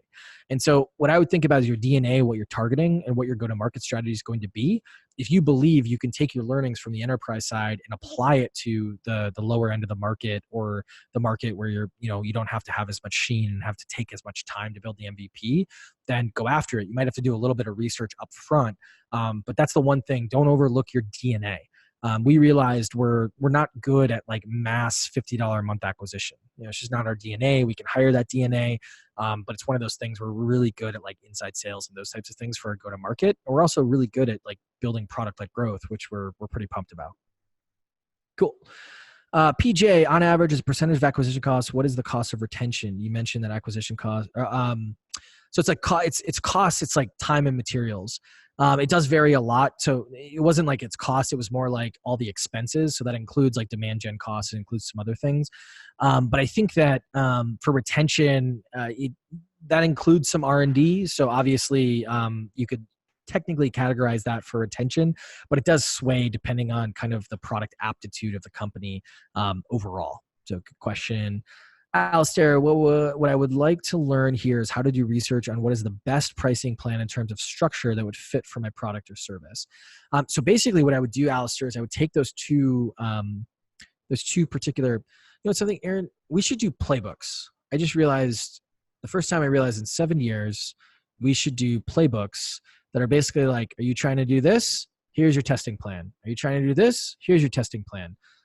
Let's do that. Let's do some content on that because that'll be really, really easy. So Alistair, you can wait for that. Or what I would really do is I'd look at your features, I'd look at your functionality, and I ultimately would, it's hard. So Alistair, I would send me an email, Patrick at Profitwell, tell me what your product is or what product you're thinking of, and I can send over a little bit of a custom plan, just because like it's going to really depend on your market and who you're going after, how you actually set that up. So appreciate that. Alistair's got another one. How would you price a content company that provides market insights based on if you wish to target a niche or large market? Okay, how would you price a content company that provides market insights? Okay, so would you go after a niche or would you go after a large market? So I actually have some research on this. I don't know. I'm not going to bring it up right now because I'm going to have to hunt it down. I don't want to basically spend 15 minutes trying to dig through my email or something here. But essentially, if I was starting something off, I would actually go niche first.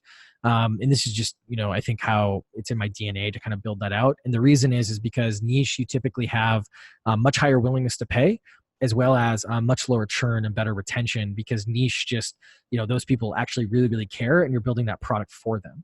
And so I think it's one of those things that, is super, super important to kind of start there. If you go after a large market, you're competing against everything. You have a lot of noise. So if you can raise a bunch of money, go after the large market, that's fine, because that money will basically reduce the amount of time it's going to take. But I would probably, go niche first, even if I had, funding for it, just because I think it works really well. PJ, does Profitwell maintain a survey repository with willingness to pay data, demand data? Not publicly, because that would violate some of our agreements with our customers. But there are some interesting products that we've been thinking about that wouldn't necessarily publicly use that data, but would help you understand without researching certain things. Because you can imagine after sending 50 million surveys at this point, we have a lot of data, and some of that stuff just kind of stands to reason.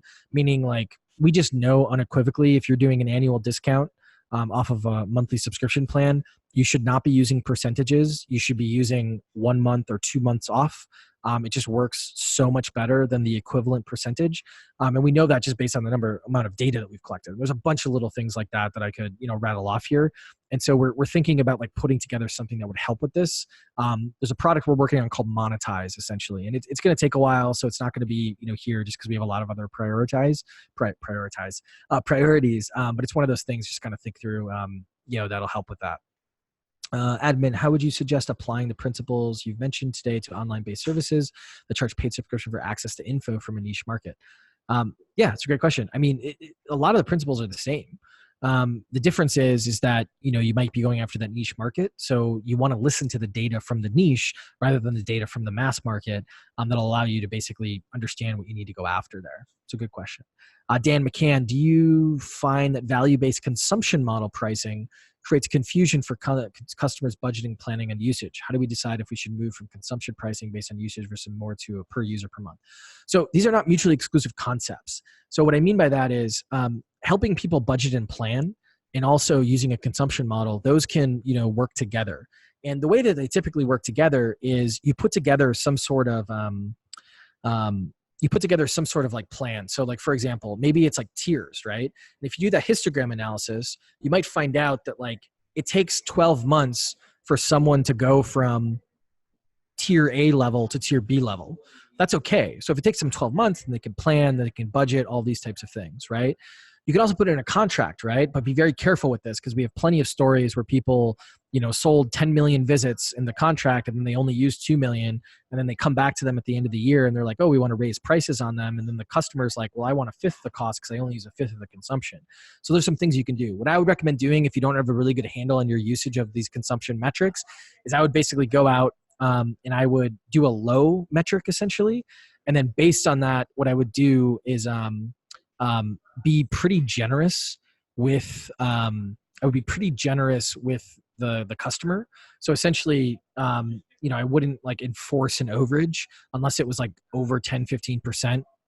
Or I would make sure that basically that customer could, have a little bit of a relief valve if they needed it. And then when it comes time for that renewal, then I would be like, all right, we're going to raise this up and then raise it another 25% over their current usage or however percentage to kind of work out. But per user pricing, even then per user pricing isn't the answer if you don't want to deal with any of that complexity, unless it's a product that lends itself to per user, which aren't as frequent as a lot of us we think. Cool. Alex, any advice for optimizing pricing and understanding willingness to pay when there is not a lot of data available? Say, for instance, you are selling to enterprise with massive LTV and you only have 10. Yeah, it's great. Only have 10 potential customers in a small territory such as South Africa. Alex, I hope that's the case. I hope it's super, super specific because I just like this question. Frankly, it's one of those things where you have to you apply these models, but you're not going to send a survey. What you're going to end up doing is you're going to have a conversation with them. And you're going to basically ask them, these types of questions in person. My favorite thing to do on sales calls. I'm doing a demo. I'm like, hey, we just talked about these 5 things. What was the most important? What was the least important? And I'm getting qualitative data. They ask me about the budget or price. And I go, well, what's your budget, right? You don't want to get into that mess, but I'll go, well, just out of curiosity, like at what point would this be way too expensive that you're not going to return my call? They fumble around, they answer, well, at what point it would be such a good deal that you're going to sign up today? All of a sudden, I'm starting to figure that out. And when you build these relationships with these 10 people, that's when you really figure out probably what the best value metric is. And then ultimately, what you should be doing on that price point. So same kind of methods, you just got to adjust them, obviously, because sending surveys to 10 people, doesn't always make sense. Will, when you collect data on what people buy, other industries, companies are interested in the data, how do you sell that data? And with that, how do you value price that type of data? We don't sell any of our data. Yeah, it's a big no-no. I don't know if that's what you're asking here. Sorry, I think like you clarified. I'm still messing up on interpreting here. Yeah, we don't sell any of our data. The people, market panelist companies, I think that's maybe who you're referring to instead here. They sell access. So, and it's just a market. It's a very like market based because there's like millions of different panelists. So obviously if there's less of a panel, so like Fortune 500 CIOs, that's a very niche type of market panel company. And that's going to cost hundreds of dollars per response or interview. Whereas like a stay-at-home mom or dad is going to cost like $1, per response essentially. So that's something to kind of think about. All right, Simon, do you have your initial conversation with SaaS startups that are trying to work do you have your initial conversation with SaaS startups that are trying to work out their pricing pre-seed? We do help pre-seed folks. Normally what ends up happening, it's folks who have worked with us before because they realize like the data is really valuable in their go-to-market. But it's one of those things, if you're just talking about like, will we give advice to someone who probably is going to pay us because they're pre-seed? Yeah, totally. Totally reach out.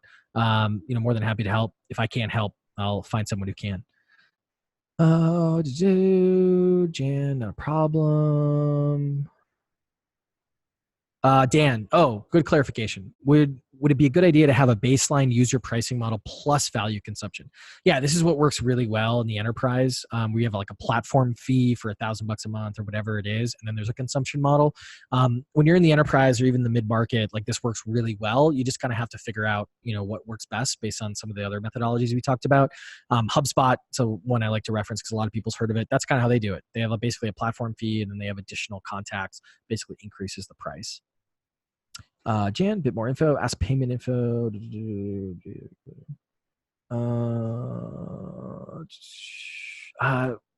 Jan or Jan Cassier, I think that's the first and last name. Send me an email. I think that one's a little bit easier to ask in email. Yeah, Anthony, I'm going to try to figure that out there. Chris, we have about 1,000 SaaS customers. Is it a good idea to analyze usage data when trying to figure out your value metric, or is survey data preferred? This is a great question, Chris. So the thing is with usage data, it doesn't always correspond to value. Let me give you an example. Like it does a good amount of time. But to give you an example here, accounting products, finance and accounting products, most used features, invoices.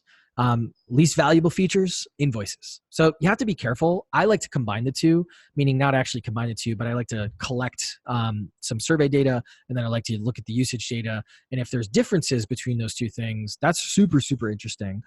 If they're basically aligned, that's great. You're validated. You can make a decision off that. But that's something I would kind of think about. All right, James, what is a good benchmark for how much implementation should be as a percentage of software subscription annual revenue? James, this is a really good question, and actually isn't a good benchmark for implementation fees or training fees, because oftentimes the benchmarks are kind of wrong when it comes to willingness to pay. So what I mean by that is there's industry standard like, it should be 20% or should be 30%. But in some cases, like I think about HubSpot's training and onboarding, in some cases, it's actually quite more expensive to basically go after the training than it is to actually pay for the product. And so doing some willingness to pay data. There's some folks now laughing at me in the room here. Apologies for that, a little bit of a hiccup.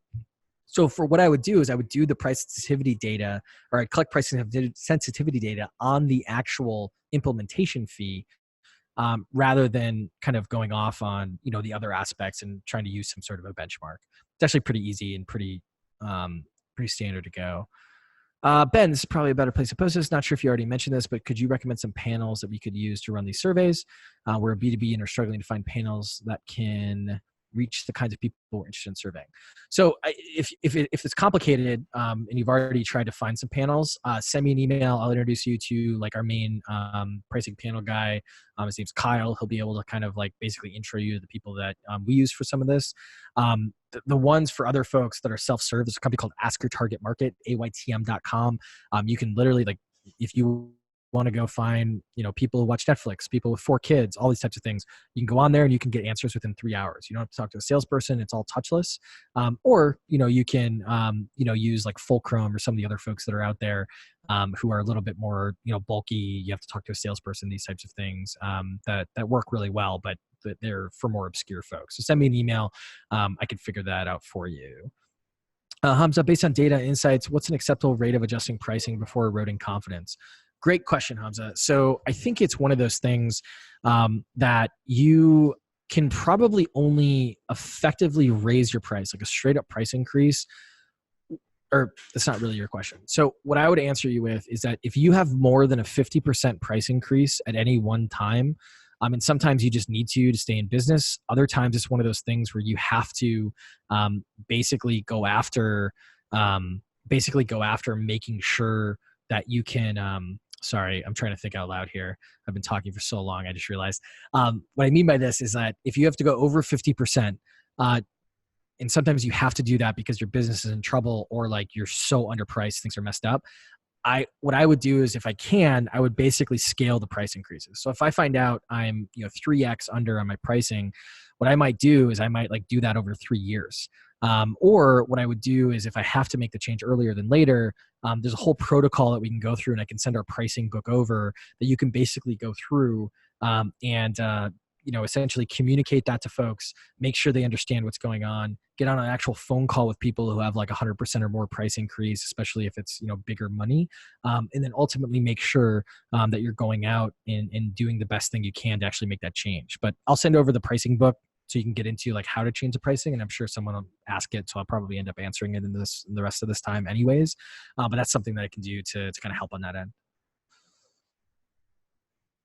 All right. What's my take on discounts from Yanni?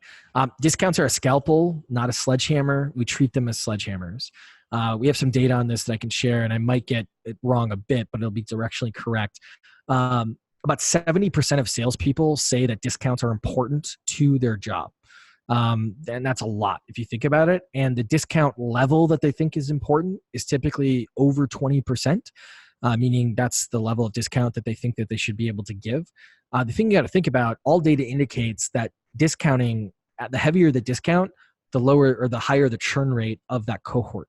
And also it erodes willingness to pay and erodes branding. So what I recommend doing, or what we've seen in the data, is if you're discounting over 30%, just change your price. Change your list price so you don't have to discount that much. Because normally what happens with discounting is that people, even in the enterprise, you're trying to get those people over the line, and it might give you a short-term gain in terms of like, oh, this customer converted and here's this revenue.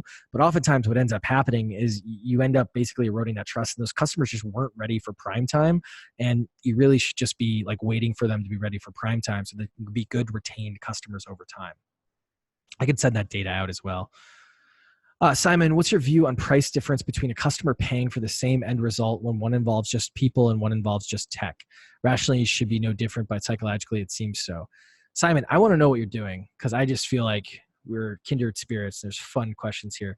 So I think what's the difference on price between a customer paying for the same end result with one involving just people and one involving just tech?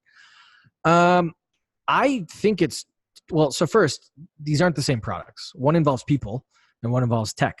The tech, like if you're getting the same result, you still have a different product. So there's service that comes with people. There's, the fact that it puts them at ease. There's priority support, all these different things. And there's some people who are like, I don't want to talk to someone, just give me the tech, right? So I actually think that those should be priced very differently because it's not exactly the same product. It's just the psychological factor, which I think you're going after. And that's what I think that one of the biggest missed opportunities is people are like, I don't want to put people associated with my product. I just want it to be technology. It's such a 2007 way of thinking.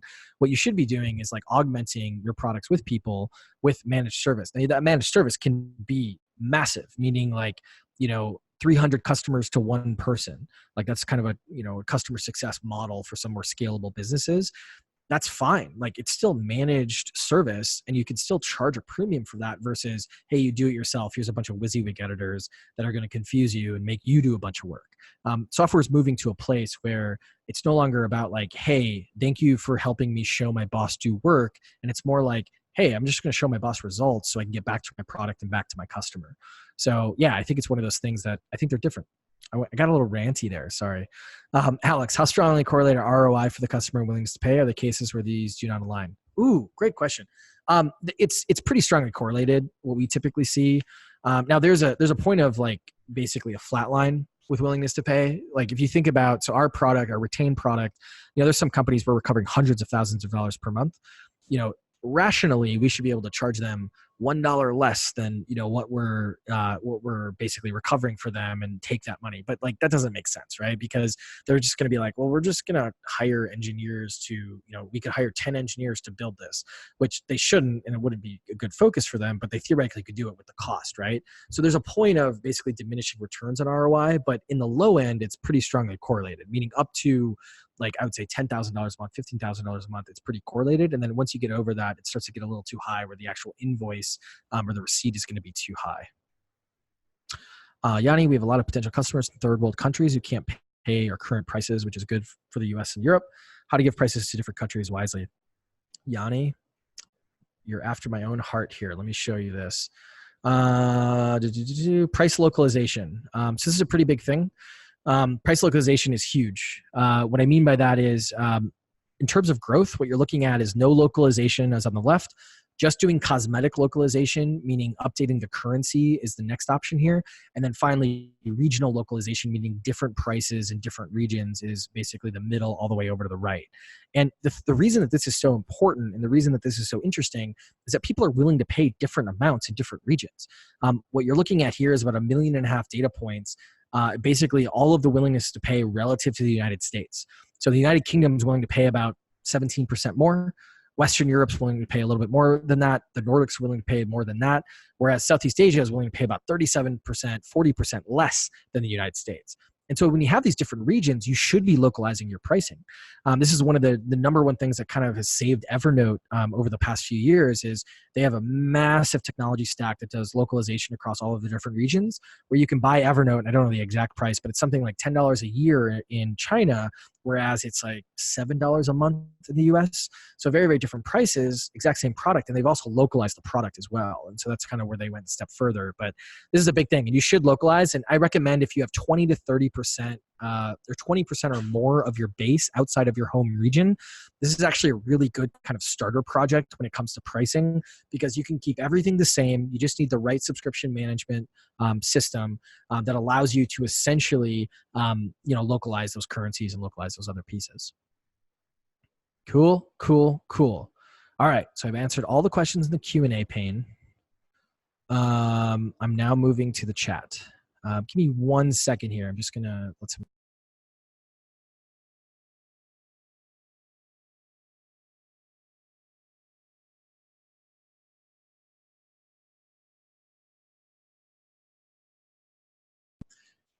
Awesome, I'm back.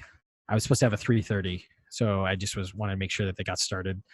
Let's see here. What other questions? What are some subscription management product solutions? We've always just done it ourselves. So actually, I'm hanging out with the Chargify crew today. So Chargify is a good product for this. And basically, I think you should have some sort of subscription management solution in play. I think it's one of those things that once you're over kind of the early stage, you need some flexibility to have non-engineers update pricing, update packaging, those types of things. So we have actually an article that we wrote on 21 different subscription management systems that I can make sure someone sends out that'll be helpful for you to kind of take a look at that. I would say that, like, just to give you some short answers, if you're on the lower end or very simple pricing, which you probably shouldn't have just purely simple pricing, you can kind of get away with just using Stripe. As you get kind of, over $1 million up to about 100 million, I would recommend using, Chargify, ChargeBee, Recurly, some of these other ones. And then, come on, Microsoft Office, what are you doing to me? And then once I got to 75 to 100 million, what I would end up doing is probably going to Zora. Zora is just the big Cadillac in the market. So it's one of those things you got to think through. Good question. We're going to email the recording. Activity-based cost management. What do you think of offering token or credits for access to all parts of a product portfolio as a customer desired? Pricing guidance on this model. So whenever you kind of make it more complicated, where you start adding like, here's tokens, here's credits, these types of things, now you're forcing people to learn a new currency. So they have to learn not only dollars, which hopefully they know, or whatever the currency that they're buying in, euros, whatever it is, but now they have to learn your currency. And so some products, this works really well. I would say if you have a more technical buyer, this works fairly well, or can work well, I should say. If you have a more like sales or marketing or biz dev oriented buyer, it's not that great. Thanks a lot for the webinar. Not a problem at all. Thanks, PC. Not a problem. Ditto. Not sure if you already mentioned this, but could you recommend some panels that would run these surveys? Yep, Ben, I answered that question. If you were to recommend one book on pricing, what would it be? The book we wrote. No, the book we wrote is pretty good. It gets deeper into everything that we talked about today, provides more context. I would say though that the one book that we have everyone here read at Profitwell, including our book, is Rafi Mohammed's 1% Windfall. I actually think his previous version, it was basically an updated version of his previous book. I actually think the first one was better, but I think it's not the art and science of pricing. No, it is. I think it is the art and science of pricing. They're both very, very similar. The 1% Windfall is his latest. It's basically the updated version, but it gives you a really good framework for thinking about this stuff. It's very narrative based, so it's not like as nerdy as what we went through today. If you're more nerdy, the strategy and tactics of pricing, it's a textbook basically, is actually pretty good. A lot of MBA programs use it. Hopping off to connect with Nick Hedge. There we go. That's awesome. Any change in approach for low volume B2B businesses? We have fixed market of 100 customers. Yep, we talked about that a little bit. Basically apply these methods, but in a more qualitative manner. Optimal pricing structure for reporting analytics products for a B2B company. What are most companies doing? Pricing structure. Yeah, so most companies, what they end up doing, a lot of them will go per user, per seat, which I think is terrible, but they just kind of have to do it because they're going up market and they're selling to enterprise companies who are just like, oh, I have this many team members I want to add, let's do it. And also there's a little bit of a nickel and diming effect when people, you charge based on the size. So it's one of those things to kind of think about. Did you answer that question? We'll be able to send the presentation. Thank you, Patrick. Really good session. Not a problem. Resonates better with customers. How do you price when you have layers of other people's services in your product, Twilio, and keep it super simple? Bundle and add as an add-on? If so, do you have a great example? Jerry, it's actually a great question. I think it really comes down to when you put together that X and Y plot, basically you can start to see like where people are putting things, but you can also go to the sophistication of your buyer. Twilio's pricing is actually not as simple as you would think. Like each product is simple, but they have so many different products, right? And so it's one of those things where like a developer, because it's more like based on that usage, they're more than happy to kind of sift through that pricing a little bit because they only want to pay for like what they're essentially using. Whereas like, if I was buying Twilio, like, as a non-developer, it'd be kind of, it'd be like, oh, it's so confusing. Why do I got to pay for this? I got to pay for that. So something I got to think about. Oh, Hawaiian. Mooch Mahalo Nui Lao. I'm going to butcher that, so sorry. Aloha, Ray. Thank you. That was great. What are some of the top technical recommendations that we can implement today? I'm going to send the deck out. We talked about localization and value metrics. There's a couple other ones that I'll send out. Okay, we got those questions. Do you have any companies charging a % of ROI once the solution is installed and results are measurable? Yeah, Scott, retain. This is exactly what we do with Profitwell Retain. We recover churn. It's not a straight percentage. We basically have tiers, but those tiers basically can correspond to a percentage. Awesome. Someone's working with Amanda to look at their results from one of their sprints from Price Intelligently. That's awesome. I think I've answered everything. Yeah, I think I've answered everything here. Oh, never mind. I came to the bottom of the chat and I found more. Hold on. What about payment-based conversion? Is it ever worth it to switch when you're entrenched in a recurring payment model? Similar to making the decision, how can we gauge? Marcelo, sorry if I'm pronouncing it correctly. I think it's like a combination of your names, your first and last name. I need a little clarification, but if you could maybe email me, that might be a good one to answer via email. What do you think about having multiple pricing access, features, users, context? Again, complexity of the sale, complexity of the buyer. So if you have like an enterprise type sale, you can make your pricing pretty complicated because your salesperson is going to communicate and figure stuff out. But if you're trying to sell touchlessly to a very consumer type buyer, you can't have a lot of complexity. So there's a little bit of like an axis there, or a little bit of a spectrum there. what's the best way of managing plans, plan codes within a subscription management system, how to keep it manageable when you have more than a handful of plans or customizable options. I mean, that's the point of having the subscription management system. So depending on what you're using, they should help you manage that. I mean, it can get a little unruly, but it's not about like making it less complex. It's like managing that complexity. So, happy to intro you if you're using, one of these systems, happy to help, with one of those systems. We know a lot about these systems because we partner and integrate with all of them, but also happy to, kind of take a look depending on what you're trying to do. Can you hire someone for a market survey? Depending on what you're looking for, we do the on steroids version of everything we talked about today. That's how we work with our customers with our software. But there's tons of people you can look at for like research and things like that. We focus specifically on the world of pricing and monetization in the subscription world with our Price Intelligently product. And we've done non-subscriptions before, recurring revenue mostly, but we've done retail products and things like that. But we've kind of focused on our niche and subscriptions. Can you talk about grandfathering? Is a good idea for existing customers who are doing a massive price increase. So depending on the scale of the price increase, typically I'm not a fan of grandfathering. It's a really good idea when you're early on. But the thing is that once you hit 10 million or even thereabouts, and you're trying to get to 100 million, it's very hard to get to 100 million without raising prices on existing customers.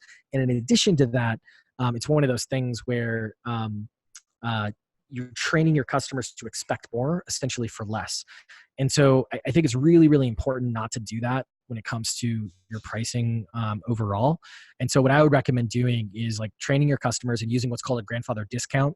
So tell them, hey, we're going to increase your price, but because they've been so loyal, because they've been so great, they're going to keep their existing price for the next 6 to 9 months. It's like you're giving them something with the price increase. And then when it falls off, that's when they'll actually go up to the existing price.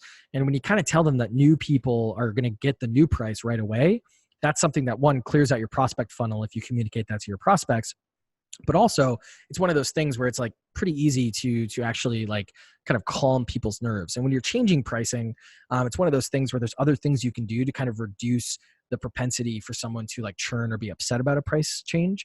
And keep in mind, even if you decrease your price, you're going to see some people that are going to churn out. So long story short, I think it's one of those things where, there's some good tactics that I can share overall, but I would avoid grandfathering. Now, the biggest exceptions are if you have a massive TAM, total addressable market, you're a help desk or these types of things, you theoretically can always grandfather customers. I don't think you should, but some of the things I talked about, like it's hard to go from 10 to 100 million, don't apply as much. But it's like, why would you kill your biggest growth lever? It's one of those things that, you don't want to get to a point where you're like, hey, we have like a big part of the market. And then all of a sudden it's like, well, we can't raise prices unless we come out with a new product, which it's hard to get one product right, let alone multiple products right. So it's something you got to think about. Awesome. So we have, I believe I've answered everything. If I haven't, repaste it if you don't mind. We still have a bunch of you here. And so I'm great, Jasmine. Thanks though. Hopefully this is all your like dinner and dessert for those who are in Europe, or you're just kind of slacking off at work if you're in the US or elsewhere. But we're going to send this all out. And we'll send the resources, we'll send the extra information, all that kind of fun stuff. And we do so much research on this stuff and publish it. There's probably something that if you have a question on, we've probably published, or at least we've seen. And if not, we'll be really honest and we'll, maybe send you some way. But we can maybe do a tactical one. We can maybe do a follow-up that gets a little bit more tactical, as Alex has just suggested. But appreciate everyone's time. And if there are any questions, let me know here. I'm going to stick around for a little while, just to kind of see how everything goes. Thank you, Chow. Appreciate that. Thanks. I appreciate that. I'm exhausted. I think the exhaustion, the adrenaline just makes it work.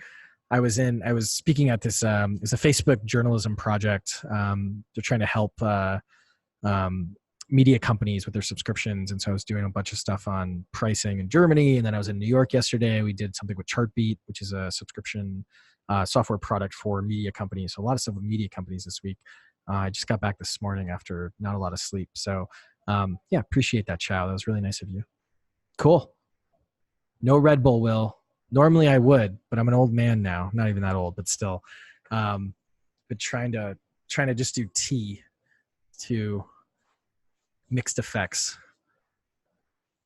Not a problem, Liz. Appreciate it. Great, Brian. Not a problem at all. All right. Looks like no other questions here. So I'm going to stick around for about 90 to 180 seconds. So if anyone else has a question, I will answer it. And then the 90 to 180 seconds clock will reset. But I just want to make sure that the 50 of you who are still here, hopefully you didn't just forget about your computer, the lurkers here. We can answer any questions that you might have. If you have any questions on like churn or bootstrapping, all that kind of fun stuff, we got that as well. But cool. How do we do, Aaron? Good? She's not listening anymore. I am a media company. Do you have any recommendations for resources, books, sites, software? Just asking since you're in that world recently, having trouble weighing direction of advertising for subscribers-based model with hyper-local news. Send me an email. Seriously.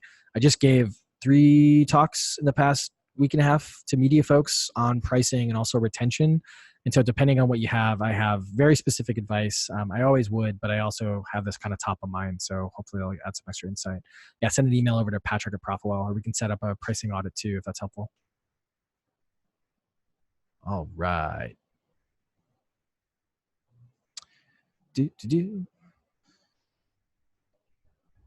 Alexander, we are tech-enabled marketing scale-up. How can we leverage a pricing audit approach in Europe?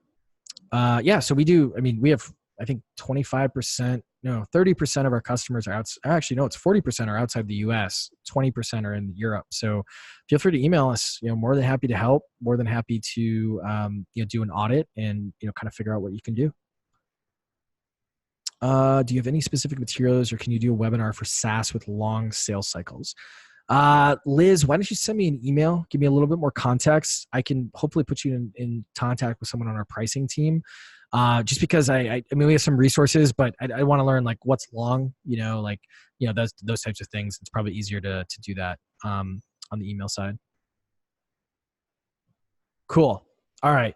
So I'm now 23 minutes late to my 3:30, so I am going to bounce. But I appreciate everyone for coming. There's a bunch of you still here. So it's one of those things where, appreciate everyone's time. Let me know if I can be helpful. Let me know if our team can be helpful. We're really, really passionate, care, and think way too much about this stuff. So we want to use that knowledge. So don't be afraid to use and abuse us. We're really, really, really education first, just because we want this market to work out really well, the world of subscriptions. So just let us know, and we're more than happy to help. All right, everyone. We'll see you, and have a good rest of the day. Have a good rest of the week, and be well.